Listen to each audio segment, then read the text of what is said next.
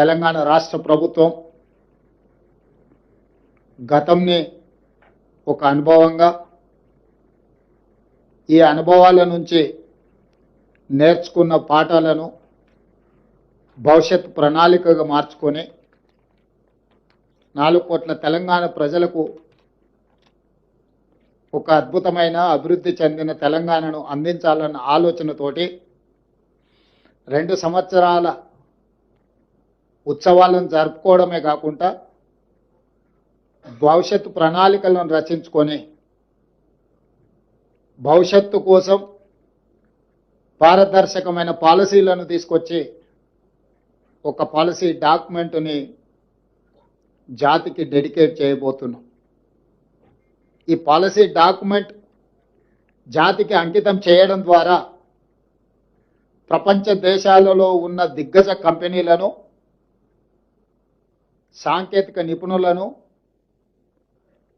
మన దగ్గర ఉన్న యువ సంపదకు ఉద్యోగ ఉపాధి అవకాశాలు కల్పించడానికి, తద్వారా రాష్ట్ర ఆర్థిక రంగంలో బలమైన ఆర్థిక రాష్ట్రంగా నిలదొక్కుకోవడానికి, తద్వారా ప్రజలకు ఇచ్చిన ప్రతి మాట సంక్షేమ పథకాలు అమలు చేయడానికి ఈరోజు మనము ఒక విజన్ డాక్యుమెంట్ని తయారు చేసుకున్నాం. ఈ విజన్ డాక్యుమెంట్కి తెలంగాణ రైజింగ్ 2047 అని చెప్పి నామకరణం చేసుకోవడం జరిగింది. ఈ తెలంగాణ రైజింగ్లో 2 ప్రధానమైన అంశాలు ఉంటాయి. ఒకటి విజన్, 2 స్ట్రాటజీ.